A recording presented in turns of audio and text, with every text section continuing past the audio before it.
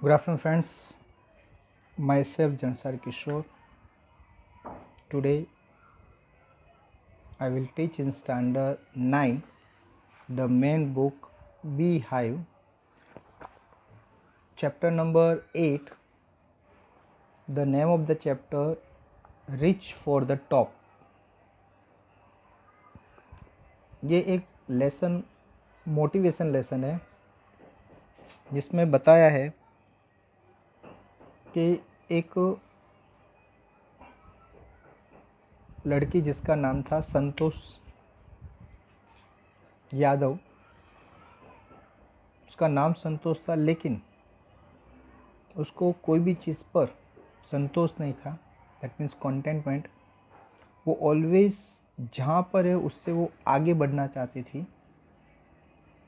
तो संतोष यादव जो फेमस हुई बिकॉज वो 2 टाइम माउंट एवरेस्ट पर क्लाइंब किया।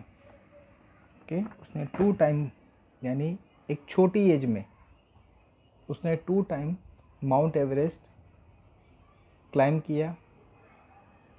उनका जन्म एक ऐसे फैमिली में हुआ था कि जनरली 16 ईयर जब होता है तब उनके गांव में उनकी लोगों की जो उनकी एज की लड़कियां होती उनकी शादी कर दी जाती है। लेकिन ये जो संतोष यादव थी उसने आगे पढ़ने के बारे में सोचा। वो आगे पढ़ती गई, साथ साथ में वो अलग अलग एक्टिविटी में पार्टिसिपेट होती गई। तभी एक बार उन्होंने, जब वो कॉलेज पढ़ती थी राजस्थान में, तब वहाँ पर उनके जयपुर की बात है कि जयपुर में महारानी जो कॉलेज है वहाँ पर उनका जो हॉस्टल का रूम था, उनके सामने हॉस्टल के सामने एक हिल जिसका नाम है अरावली हिल्स था। तो सबको वो देखते थे कि भाई ये लोग जो विलेज पीपल है यहाँ से जाते हैं और हिल में कहीं डिसअपियर हो जाते हैं, वैनिस्ड हो जाते हैं। एक दिन वो खुद वहाँ गई, उसने देखा कि वहाँ कुछ माउंटेनियर्स खड़े थे। तो उसने पूछा कि क्या मैं आपके साथ ज्वाइन हो सकती हूँ, और वो सरप्राइज हो गए कि उन लोगों ने अफर्मेटिव आंसर दिया। और तभी से उसने क्लाइंबिंग करना स्टार्ट किया। फिर उसने कभी भी पीछे मुड़ कर नहीं देखा। उसके बाद उन्हें उत्तरकाशी जो नेहरू इंस्टीट्यूट है उसमें माउंटेनिंग का कोर्स होता है। तो कॉलेज का सेमेस्टर जैसे कंप्लीट होता तो वो घर पे न जाते हुए वो माउंटेनियरिंग का कोर्स अटेंड करने लगी। और एक बार जब कोई एक टीम जो वो माउंट एवरेस्ट क्लाइंब कर रही थी तो उसके साथ उसका भी नाम सिलेक्ट हुआ और वो भी 1 टाइम वो उनके साथ माउंट एवरेस्ट उसने क्लाइंब कर दिया। Okay, and that time she was the youngest one वो क्लाइंब द माउंट एवरेस्ट। उसके बाद एक ही साल में उसको दूसरा एक चांस मिला, तो उस टाइम पर भी उसने हाँ कही थी और उसने सेकंड टाइम पर भी माउंट एवरेस्ट क्या किया, क्लाइंब किया। तो इस तरह से उसने एक छोटी एज में 2 बार माउंट एवरेस्ट क्लाइंब किया। और उनका जन्म एक ऐसे फैमिली में हुआ था कि जहाँ पर लड़कियों को आगे पढ़ाया भी नहीं जाता, लड़कियों को बहुत बार दूर भेजा नहीं जा सकता। कुछ एज के बाद उनकी शादी कर दी जाती है। लेकिन ये जो संतोष थी वो सबसे अलग निकली। वो अपने घर से भागकर वो अलग जगह रहने लगी और अपने फादर से पढ़ाई के पैसे मांगे। जब उसके फादर ने मना कर दिए तो उसने कहा कि मैं पार्ट टाइम जॉब करूँगी और मैं क्या करूँगी, अपना पढ़ाई का जो खर्च है वो निकाल दूँगी। तो उसके फादर फिर एग्री हुए कि भाई मैं हम पढ़ाई का खर्चा हम आपको देंगे, आपको कुछ बार कोई काम करने की ज़रूरत नहीं है। यानी इस तरह से उनके जो फादर उनकी पूरी पूरी जो फैमिली थी, जो उनसे खफा थी, जो मना कर रही थी, लेकिन फिर भी वो सबसे अलग निकल कर उसने पूरे वर्ल्ड में अपना नाम कर दिया।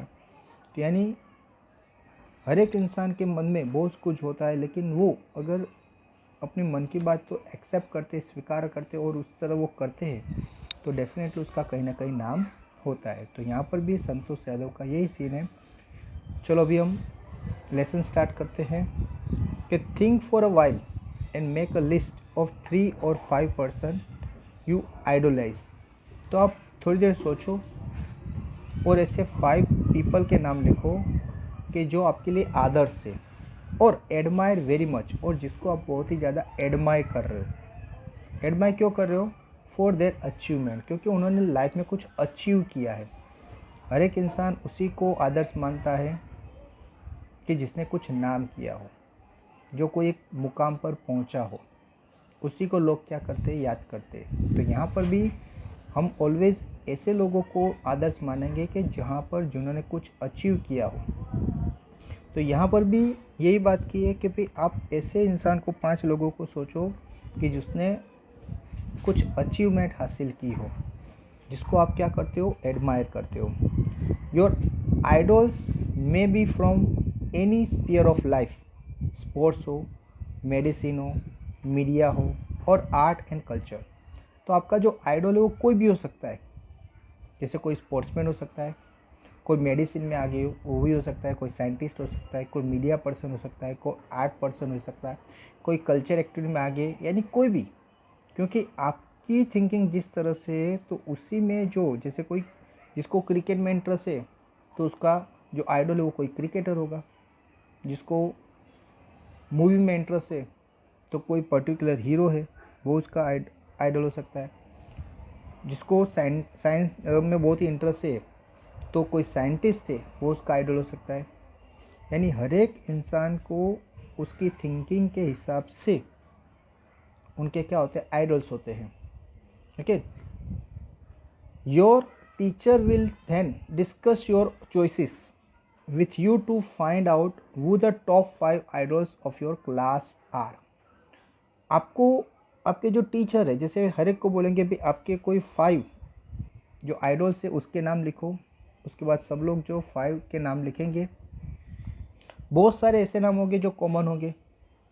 आपके टीचर है वो आपके सामने वो सब जो बच्चों ने जिसका नाम लिखा है उसका नाम लिखेंगे। बहुत सारे ऐसे होंगे कि जो कॉमन होंगे, यानी आपको पता चलेगा कि भाई आपके फ्रेंड सर्कल है, आपने जो नाम सिलेक्ट किए हैं तो उनमें से कौन सा ऐसा पर्सन है कि जिन्होंने सिलेक्ट किया है। यानी आपने जिसको सिलेक्ट किया वही आपके फ्रेंड ने सिलेक्ट किया है, तो दैट मीन्स आपके थॉट्स मिलते जुलते हैं।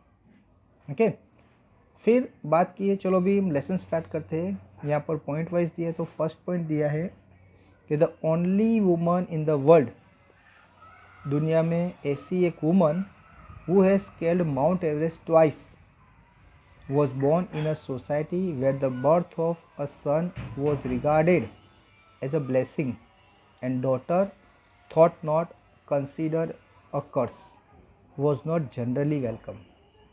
तो एक ऐसी लड़की, ऐसी वुमन कि जिसने माउंट एवरेस्ट 2 टाइम स्केल किया हो, उनका जन्म ऐसी सोसाइटी में हुआ जहाँ पर जनरली अगर लड़के का जन्म होता है तो लोग ब्लेसिंग देते हैं, लेकिन लड़की का जन्म होता है तो लोग कर्स यानी गाली देते हैं। इन शॉर्ट, लड़की को जनरली वो वेलकम नहीं करते। ओनली ये लोग सोचते हैं कि भाई लड़का ही आगे जाके काम आने वाला है। ऐसी जिसकी थिंकिंग है जहाँ पर लड़की की कोई वैल्यू नहीं है, ऐसे घर में ये संतोष यादव का जन्म हुआ था। When her mother was expecting Santosh, a traveling holy man, giving her his blessing, assumed that she wanted a son। तो जब उसकी मदर ने expecting Santosh a travelling Holi man, एक होली मैन के पास गई और उससे ब्लेसिंग ली, तो जनरली उस टाइम पर ये जो होली मैन होते थे उनको भी पता होता है कि कोई भी इंसान, कोई प्रेग्नेंट वुमन अगर वो ब्लेसिंग लेने के लिए आई है तो उनका टारगेट यही रहता था कि भाई ये जो साधु संत है उनको ऐसा ब्लेसिंग देवे कि भाई आपको लड़का होए। तो जिस तरह से उन लोगों की एक्सपेक्टेशन होती है इसी तरह से जनरली वो क्या करते हैं, ब्लेस देते हैं यानी आशीर्वाद देते हैं। तो जब ये संतोष की मदर जब वो होली मैन के पास गई और उसने ब्लेसिंग मांगी तो उनको ऐसा लगा होली मैन को शायद उसको लड़का चाहिए, but to everyone surprise the unborn child's grandmother who was standing close by told him that they did not want a son. okay?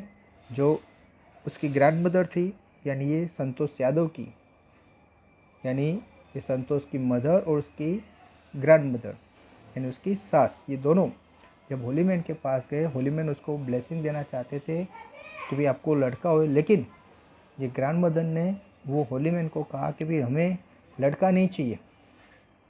तब ये जब सुना तो होली मैन सरप्राइज हो गया, क्योंकि जनरली जो भी वहाँ पर आता है उनकी एक्सपेक्टेशन लड़के की होती है, लेकिन यहाँ पर ये जो ग्रैंड मदर थी संतोष की, उसने इसको कहा होली मैन को भी हमें लड़का नहीं चाहिए। The Holi man was also surprise, ये सुनकर जो होली मैन था वो भी सरप्राइज हो गया।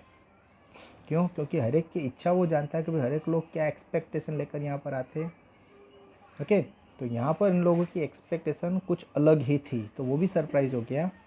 उसने कहा nevertheless he gave the request blessing, उन्होंने रिक्वेस्ट की और ब्लेसिंग दी। And as destiny would have it, और जैसे उनका जो कहा हुआ था वो सत्य निकला और उनको एक लड़की हुई। The blessing seemed to work, वो जो होली मैन था उसने जो ब्लेसिंग दिया वो ब्लेसिंग जिससे काम कर गया। Santosh was born the 6th child in a family with 5 son, Santosh का जन्म हुआ ऐसे घर में एज ए 6th चाइल्ड जिसमें आगे 5 लड़के थे, यानी 5 लड़के के बाद ये संतोष का जन्म उसी फैमिली में हुआ 6 चाइल्ड की तरह, और उस टाइम पर वो लड़की थी। सिस्टर्स और सिस्टर टू 5 ब्रदर्स। ओके, तो 5 भाइयों के बीच में वो एक लौती सिस्टर बनी। She was born in a small village of Joniyawas of Rewari district in Haryana, उसका जन्म एक छोटे विलेज में, ओके, एक छोटे गांव में जिसका नाम था जोनियावास, जो रेवाड़ी डिस्ट्रिक्ट हरियाणा में था। वहाँ पर ये संतोष यादव का जन्म हुआ। यहाँ पर फर्स्ट पॉइंट कंप्लीट होता है। तो यहाँ पर जो फर्स्ट पॉइंट पे हमें बात की है कि संतोष यादव ऐसे घर में उनका जन्म हुआ कि जहाँ पर जनरली लोग ऑलवेज लड़का जन्म हुए ऐसी एक्सपेक्ट करते हैं। जब ये संतोष की मदर जब वो प्रेग्नेंट थी तब वो एक होली मैन की विज़िट करने गए, वहाँ पर उनसे ब्लेसिंग लिया। तो वो जो होली मैन था वो भी उनको जैसे ब्लेसिंग देने वाला था कि भाई आपको लड़का हो, लेकिन ये संतोष यादव की जो ग्रैंड मदर थी उसने कहा कि भाई हमें लड़का नहीं चाहिए। तब वो होली पर्सन भी एकदम सरप्राइज हो गया, और जैसे उन्होंने रिक्वेस्ट करके उसके बाद उसने ब्लेसिंग दिया, और रियल में वही ब्लेसिंग सही हुआ कि उस टाइम पर ये संतोष का जन्म हुआ। वो एक 6 चाइल्ड की तरह, उसके आगे जो 5 थे वो 5 लड़के थे, यानी 5 भाइयों के बीच में ये संतोष यादव यानी एक सिस्टर का जन्म हुआ। और ये संतोष यादव एक छोटे गांव में जिसका नाम था जोनियावास, जो रेवाड़ी डिस्ट्रिक्ट हरियाणा में है, वहाँ पर उनका जन्म हुआ था। The girl was given the name Santosh, अभी ये जो लड़की थी उसको नाम दिया गया संतोष, विच मीन्स कंटेंटमेंट, जिसका मीनिंग होता है संतोष, यानी कोई भी चीज़ में किसी बात पर उसको कंटेंटमेंट हो, संतोष हो। But Santosh was not always content, लेकिन ये संतोष थी कभी भी उसको संतोष नहीं था। नाम संतोष था लेकिन वो कभी कोई भी चीज़ पर उसको कंटेंट नहीं होता with her place in a traditional way of life. उसके फैमिली में जिस तरह से ट्रेडिशन चल रहा था, जो जगह के आसपास लोग जिस तरह से रहते थे, वो इस तरह से रहना चाहती नहीं थी। उसके घर में जो परंपरा चल रही थी, वो परंपरा भी उसको पसंद नहीं थी। जिस तरह से उनके घर के लोग रहते थे, जो ट्रेडिशन में रहते थे, जो लाइफस्टाइल थी, वो लाइफस्टाइल से भी ये संतोष कंटेंट नहीं थी। She began living life on her own term from the start. उसने स्टार्टिंग से ही वो अपनी तरह से लाइफ जी रही थी, वो खुद की लाइफ। सब लोग उसके आसपास उसके ट्रेडिशन के हिसाब से जीते थे, लेकिन ये जो संतोष थी, वो अपनी ही इच्छा से अपनी लाइफ स्टार्टिंग से वो जी रही थी। वेयर अदर गर्ल्स वोर ट्रेडिशनल इंडियन ड्रेसेस, संतोष प्रीफर्ड शॉर्ट्स। उसकी एज की जो लड़कियां थी, उस टाइम पर वो ट्रेडिशनल इंडियन ड्रेसेस पहनती थी, लेकिन उस टाइम पर ये संतोष क्या प्रीफर करती थी? शॉर्ट्स पहनना वो पसंद करती थी। यानी इन शॉर्ट, ये जो इंडियन लड़कियां थी वो उस टाइम पर ड्रेसेस पहनती थी, लेकिन ये संतोष को ड्रेस पहनना पसंद नहीं था, इसलिए वो शॉर्ट्स पहनती थी। Looking back, she says now, from the very beginning I was quite determined that if I choose a correct and rational path, the other around me had to change, not me. और वो always पहले से ऐसा कहती थी कि मैंने अगर कोई रास्ता सिलेक्ट किया है मेरे लिए, और मुझे लगता है कि वो रास्ता सही है, तो मेरे आसपास वाले जो लोग हैं उनको चेंज होना पड़ेगा, मैं चेंज नहीं होंगी। कि यानी मैं जो कर रही हूँ, मैं जिस तरह से जी रही हूँ और मुझे लगता है कि वो सही है, तो मेरे आसपास वाले जो लोग हैं वो चेंज होंगे, मैं कभी चेंज होंगी नहीं। यानी मैं जो कर रही हूँ वो मुझे सही लगेगा। कि यहाँ पर सेकंड पॉइंट कंप्लीट होता है, जिसमें बताया है कि संतोष, नाम था संतोष, लेकिन उसको कोई भी चीज़ पर कंटेंटमेंट नहीं था। उसकी फैमिली में जिस तरह से ट्रेडिशन चल रहे थे, वो बचपन से ही, स्टार्टिंग से ही उसको वो ट्रेडिशन पसंद नहीं थे। उसके बारे में बात कहते हुए कहा है कि जनरली संतोष की जो एज थी, उसके अकॉर्डिंग उसकी एज वाली लड़कियां इंडियन ट्रेडिशन के हिसाब से जो ड्रेसेस पहनती थी, लेकिन ये जो संतोष थी उसको शॉर्ट्स पहनना प्रीफर था और वो शॉर्ट्स पहनती थी। उसके बाद वो कहती है कि लुकिंग बैक, अगर मुझको लगा कि भाई मैं जो कर रही हूँ वो सही है, वो एक रेशनल पाथ है, यानी सही मार्ग है, तो मैं कभी अपने आप को चेंज नहीं करूँगी। मेरे आसपास के जो लोग हैं वो अपने आप को चेंज करेंगे, मैं अपने आप को चेंज करूँगी नहीं। ओके, तो इस तरह से ये जो सेकंड पॉइंट है उसमें इस तरह से दिया है। Now see the third point, Santosh parents were affluent landlords who could afford to send their children to the best school, even to the country's capital new Delhi. तो संतोष के जो पेरेंट्स थे वो एक नामचीन लैंडलॉर्ड्स थे, यानी बहुत ही पैसे वाले थे। वो अपने बच्चों को अच्छी से अच्छी स्कूल में पढ़ाने के लिए भेज सके, उतने कैपेबल थे। इवन ये कंट्री की जो कैपिटल यानी न्यू दिल्ली, तो अपने बच्चों को न्यू दिल्ली भी पढ़ाने के लिए भेज सके, इतने कैपेबल थे। Which was quite close by, और वो जो दिल्ली थी वो दूर भी नहीं थी, उनके घर से ये कैपिटल थी, दूर भी नहीं थी। यानी इन शॉर्ट अपने बच्चों को वो चाहे तो दिल्ली जैसे बड़ी सिटी, यानी अपने इंडिया की जो कैपिटल है, वो कैपिटल में बच्चों को पढ़ाने के लिए भेज सके, उतने कैपेबल थे।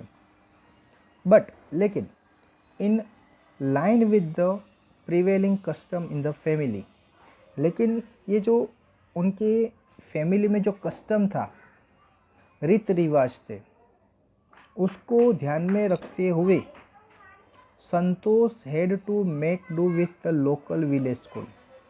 उसको ध्यान में रखते हुए संतोष को कोई बड़ी स्कूल में नहीं, लेकिन गांव की जो एक छोटी स्कूल थी उसी स्कूल में उनका एजुकेशन क्या हुआ, स्टार्ट हुआ। यानी वो कैपेबल होते हुए भी वो बड़ी सिटी में या बड़ी स्कूल में पढ़ सके नहीं, लेकिन गांव के एक छोटे स्कूल में उसको एजुकेशन लेना पड़ा। So she decided to fight the system in her own quite way when the right moment arrive. तो ये बात से वो बहुत ही नाखुश थी और उसने मन में सोच भी लिया था कि ये जो एक सिस्टम है, मेरे फैमिली मेम्बर जो सिस्टम को फॉलोअप कर रहे हैं, जो ट्रेडिशन को फॉलोअप कर रहे हैं, मैं उसके साथ फाइट करूँगी। लेकिन हाँ, जब राइट मोमेंट आएगा तब, अभी नहीं। यानी वो राइट मोमेंट की वेट कर रही थी कि जब भी राइट मोमेंट आए तो ये जो एक सिस्टम चल रहा है वो सिस्टम के साथ मैं क्या करूँगी, फ़ाइट करूँगी। उसमें रीज़न ये था कि घर के जो लड़के थे, लड़के को वो पढ़ने के लिए अच्छे स्कूल में भेजते थे, लेकिन जो लड़कियाँ थी उसको वो अच्छी स्कूल में भेजते नहीं थे। उनकी पढ़ाई की जैसे कोई वैल्यू ही नहीं थी, ऐसा उन लोगों बिलीव करते थे। मैंने बोला कि लड़की की कोई वैल्यू नहीं थी, तो इसी तरह से उनकी पढ़ाई की भी कोई वैल्यू नहीं थी। तो इसीलिए वो लड़की को बहुत ही ज़्यादा अच्छी स्कूल में या अच्छी जगह उसको पढ़ाने का ट्राई नहीं करते थे। तो संतोष ने मन में डिसाइड किया कि जब भी राइट मोमेंट मिलेगा, जब भी राइट टाइम आएगा, तो ये जो सिस्टम है, ये सिस्टम के साथ सामने मैं फ़ाइट करूँगी। ऐसा उसने मन में क्या किया, डिसाइड किया।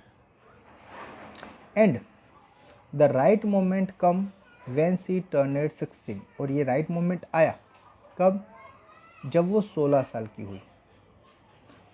Eight 16 most of the girls in our village used to get married. अभी उनके गांव में ऐसी एक सिस्टम थी कि जनरली 16 साल की जब लड़की हुई तो वो शादी कर लेती थी। 16 साल की जब लड़की हुई तो उनकी गांव में ऐसा सिस्टम चल रहा था कि 16 साल की लड़की हुई तो लोग शादी करवा देते थे। Okay, Santosh was also under pressure from her parents to do the same. Santosh को भी इस तरह से उनके पेरेंट्स ने प्रेशर किया, उसको फोर्स किया कि भाई आप भी क्या करो, शादी कर लो। यानी जो गांव में जिस तरह से ट्रेडिशन चलती है, इसी तरह से उसके पेरेंट्स ने संतोष को भी कहा कि भाई जनरली यहाँ पर सब लोग 16 साल की एज में शादी कर देते हैं, तो आप भी क्या करो, शादी कर दो। यानी एक टाइम मिला जब ये संतोष को ऐसा मौका मिला कि वो अपने पेरेंट्स के सामने, अपने सोसाइटी के सामने, अपनी जो सिस्टम चल रही है उसके सामने वो क्या कर सके, आवाज़ उठा सके। ओके, आगे पढ़ाई की मैटर थी, तो पढ़ाई में तो जैसे उसको गांव की स्कूल में पढ़ना पड़ा, लेकिन अभी जब शादी की बात आई तब उसने ये आवाज़ उठाई कि भाई उसको अभी शादी करनी नहीं है। ओके, तो यहाँ पर ये थर्ड पॉइंट कंप्लीट होता है। ये थर्ड पॉइंट में बताया है कि संतोष के जो पेरेंट्स थे वो बहुत ही नामचीन, वेल नोन लैंडलॉर्ड्स थे। वो इतने कैपेबल थे, उनके पास इतनी कैपिटल थी, इतने पैसे थे कि वो अपने बच्चों को चाहे तो अच्छी से अच्छी स्कूल में पढ़ा सकते थे। इवन ये कंट्री की जो कैपिटल है यानी न्यू दिल्ली, वहाँ पर भी अपने बच्चों को पढ़ने के लिए भेज सकते थे, क्योंकि वो नज़दीकी था, यानी दिल्ली बहुत दूर नहीं थी। लेकिन कस्टम को ध्यान में रखते हुए उनकी जो फैमिली थी, उन्होंने ये संतोष को एक छोटे गांव की एक छोटी स्कूल में उसको एडमिशन करवाया। उसी टाइम पर संतोष ने डिसाइड किया ये जो सिस्टम चल रही है उसके सामने वो फाइट करेगी। लेकिन हाँ, अभी नहीं, वो राइट मोमेंट आने की प्रतीक्षा कर रही थी। वो सोच रही थी जब भी राइट मोमेंट आएगा तभी मैं ये सिस्टम के सामने क्या करूँगी, फाइट करूँगी। और वो जो मोमेंट थी उसके सामने आ गई वो कब आई? तो व्हेन सी कंप्लीटेड 16, जब वो 16 साल की हुई। जनरली उसके विलेज में 16 साल की लड़की की एज होती है, तो जनरली वहाँ पर बच्ची की लड़की की शादी करवा देते थे। तो संतोष को भी इसी तरह से प्रेशर किया गया, क्योंकि उसकी भी एज 16 हो गई, तो उसके पेरेंट्स ने उसको भी फोर्स किया कि भाई तू भी शादी कर ले। लेकिन संतोष के माइंड में ये जो ट्रेडिशन के सामने, ये कस्टम के सामने जो फाइट करने का उसने सोचा था, वो टाइम रियली उसके लिए आ गया, क्योंकि वो शादी करना नहीं चाहती थी, वो आगे पढ़ना चाहती थी। ओके, अब मैरिज, फोर्थ पॉइंट है, अब marriage is early age that was the last thing on her mind. वो कहती है कि मैरिज, और वो भी इतनी कम एज में, ये तो मेरे माइंड में सबसे लास्ट पॉइंट है, यानी मैं अभी इन शॉर्ट शादी करने वाली नहीं हूँ। सी थ्रेटन हर पेरेंट्स, उसने अपने पेरेंट्स को डराया कि that she would never marry if she did not get a proper education. उसने कहा कि जब तक मुझे प्रॉपर एजुकेशन नहीं मिल जाता, तब तक मैं शादी करने वाली नहीं हूँ। यानी इस तरह से अपने पेरेंट्स को उसने वार्निंग दे दी। She left home and go herself enrolled in a school in Delhi. उसने घर छोड़ दिया और दिल्ली में एक स्कूल में जिसे उसने एडमिशन ले लिया हायर एजुकेशन के लिए। When her parents refused to pay for education, she politely informed them to her plans to earn money by working part-time to pay her school fees. तो वो दिल्ली में रहने लगी और वहीं उसने एडमिशन भी ले लिया।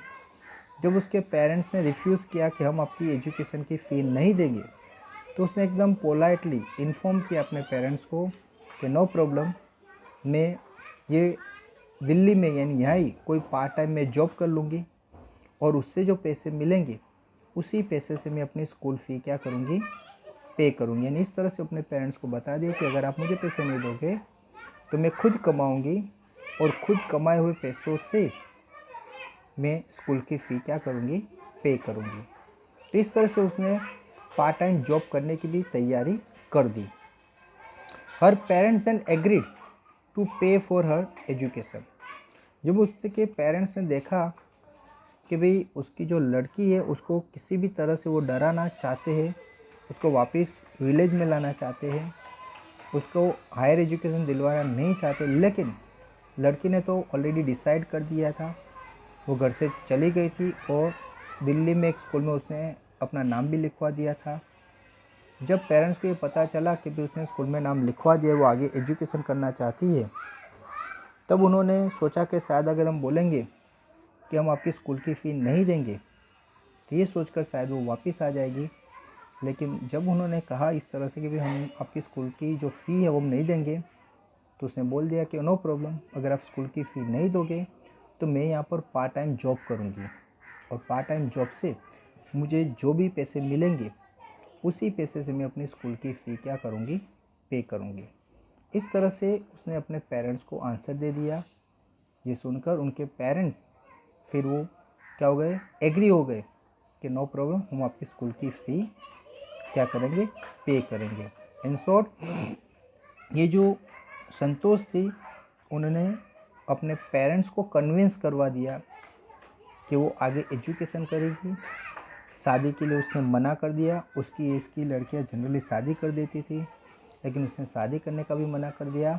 हायर एजुकेशन लेने का सोचा, हायर एजुकेशन वो भी अपने विलेज में नहीं, लेकिन दिल्ली जैसे बड़े सिटी में, देश की जो कैपिटल है, वहाँ पर उसने हायर एजुकेशन के बारे में सोचा। अपना घर छोड़कर वो वहाँ पर दिल्ली में रहने के लिए आ गई, और वहाँ ही उसने रहने का डिसाइड किया। जब उसके पेरेंट्स ने मना किया फ़ी देने का, तो उनको भी कन्विंस किया कि नो प्रॉब्लम, अगर आप मुझे नहीं दोगे पैसा तो मैं पार्ट टाइम जॉब कर मैं अपने पैसे कमा कर मैं अपना एजुकेशन में क्या करूँगी, लूँगी। तो जिसकी वजह से उसके पेरेंट्स फिर एग्री हो गए कि नो प्रॉब्लम, हम आपकी स्कूल की फ़ी यानी जो एजुकेशन का खर्च है वो हम उठाने के लिए रेडी है। ओके फ्रेंड्स, तो यहाँ तक ये जो संतोष यादव है अपने पेरेंट्स को भी क्या क्या कन्विंस करा है उसके हायर एजुकेशन के लिए। आई होप कि यहाँ तक आपको पता चला होगा। ये वीडियो के बाद आपको एक PDF फाइल दी जाएगी जिसमें आपका होमवर्क रहेगा, वो होमवर्क आपको कंपलसरी करना है। Okay friends, so thank you very much to listen me carefully.